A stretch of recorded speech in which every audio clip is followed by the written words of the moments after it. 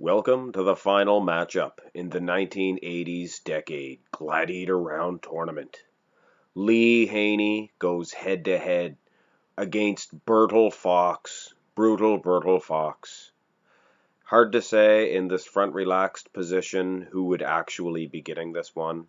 A little bit unfair, for sure, to say the very least. Bertil Fox, not a good shot for him. I've seen some good front relaxed positions of his in videotape, but it's hard to snap a good shot from him. Lee Haney, very pronounced here, very good shot of his. He does have several inches on Bertil Fox, but he is bending at the knees, and it does create some confusion. He could be a little bit bigger than he actually is here in this comparison. I tried to make their heights right around the same, but of course I have to take everything into consideration. But this is a little bit unfair. Lee Haney gets a point. So we begin this one with a little bit of controversy. Here in the front lat spread, I don't think there'd be any complaints if I gave this one to Lee Haney. Once again, he is bending at the knees. He should probably be a little bit shorter. I don't know. Hard to say for sure. Bertil Fox, this is a fairly old picture of his, probably in the late 70s. But of course, we're allowed to use any picture we want, whatever decade they competed in, as long as they did compete in the 80s. And of course, these two were they're most famous in the 80s. Hard to get an actual prime time Bertil Fox front lat spread, but I do believe it's safe to say Lee Haney would dominate in this pose against probably anybody. This, of course, is the infamous showdown that these two had at the 1983 Mr. Olympia. Lee Haney placed third here. Bertil Fox placed sixth, I believe. Of course, Bertil Fox is crushing Lee Haney in this side chest comparison. Lee doing a good job in the pec department, but Bertil Fox, his arms, they're making Lee Haney look like a little boy. I remember watching a Louis Marco video about this, and he was remarking the size of Bertil Fox's arms compared to Lee Haney. But come on, ladies and gentlemen, this is the Gladiator round. We're using each shot at their prime, their best shot, and this here is a far better Lee Haney side chest. The conditioning, far better. But is it better than Bertil Fox's? I don't know. In this shot, in the side chests and most musculars and things of that nature, Bertil Fox's conditioning looked like it was out of sight. Now, of course, his total conditioning wasn't, but we got to go with what we have, and I still say Bertil Fox with those arms is still crushing Lee Haney. The side tricep is literally a toss-up, depending on which one you prefer. The striations in Lee Haney's tricep are unbeatable, but this is a blurry picture of Bertil Fox's, and I do detect some striations in that just unbelievably massive tricep of his. It's so huge. Look at the arm on Bertil.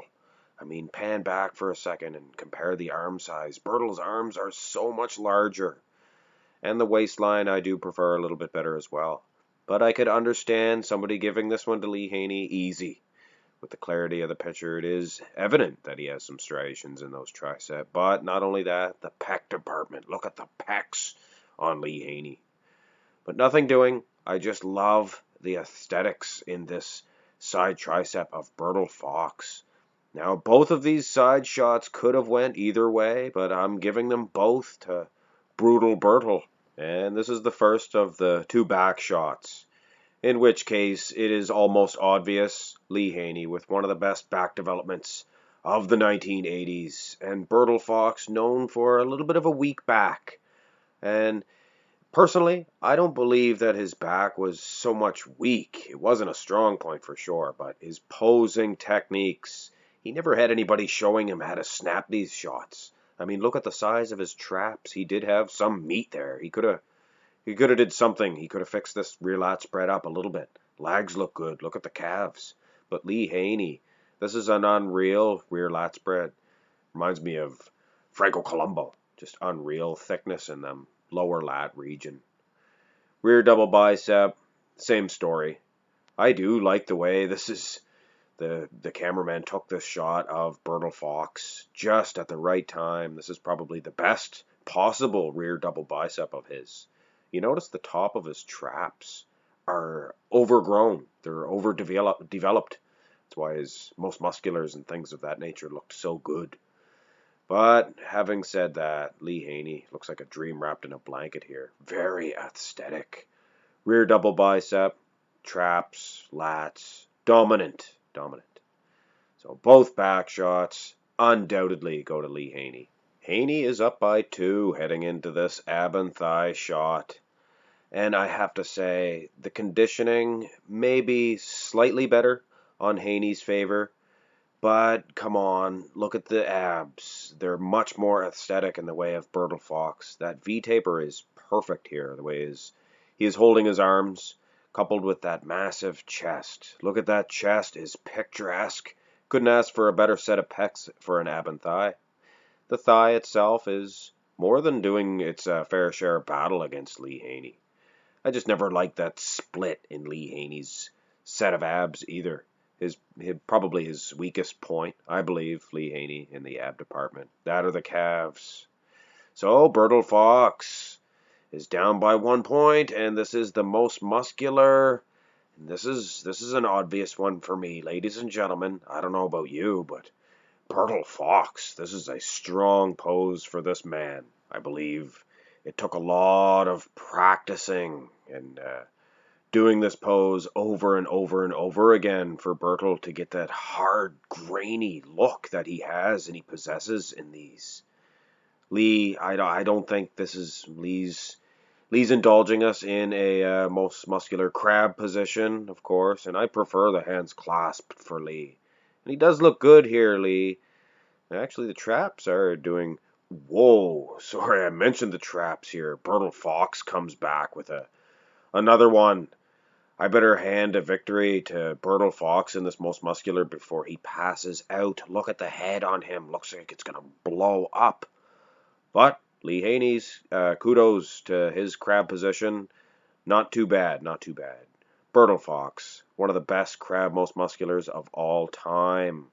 And with that, Bertil Fox ties things up. And I saved this here pose for the very end. I like to do that when it is a tie game.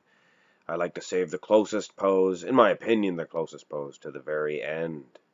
And this one here, the biceps themselves, Bertil Fox is just so far ahead of Lee Haney that it is unbelievable. And if you never noticed that, the arm size, you were just looking at the silhouettes, you figured, oh, Lee Haney has this one. No, not necessarily. Look at Bertil's arms, those heart-shaped biceps. Massively built triceps like tree trunks. Then we look at Lee Haney. Not the worst set of arms. Not the best set of arms either. But everything besides that, the stance here, the way he's holding himself, the lats especially, and that vacuum is unreal. And ladies and gentlemen, there was a few close calls that I did lean towards Bertil, which could have went either way. And it seems the Lee Haney victories were definite victories, undoubtedly. So having said that, I am giving Lee Haney a slight nod in this front double bicep pose, and therefore is the winner of the 1980's Gladiator Round Tournament. Congratulations, Lee Haney. In my opinion, you are the greatest bodybuilder ever to compete in the 1980s decade. And a little extra special thanks here to Bertil Fox. Made it all the way to the finals. And I know he's in jail now, and I'd like to thank him, of course. But he's a murderer. He murdered 2 women in cold blood, and that's not anything to joke about. So, this is Lee Haney's parade. Let's not rain on it. He is the 1980s decade Gladiator Round champion. And if you'll recall, Arnold Schwarzenegger won that 1970s Gladiator Round tournament. Do you smell a matchup? I do. I also smell another one, the 1960s Gladiator Round champion, Sergio Oliva. Arnold would like another match up against him. I did a matchup a long time ago with those guys. I'm better at judging now, and I can select better pictures as well. So Lee Haney, he can get in the mix, and Lee Haney, hey, he could go after the winner of the 1990s Gladiator round champion tournament, which is coming up next week, guys. Kevin Levrone, oh my goodness, he is going against Dorian Yates. What a matchup that's going to be. Not to take any steam away from this one. Anyway, we're running into 11 minutes, guys. I apologize. This went a little bit longer than it. And normal matchup, go have your protein shake. Have a great day, but hit the thumbs up, of course, and hit the subscribe button as well if you have not already. Have a great day.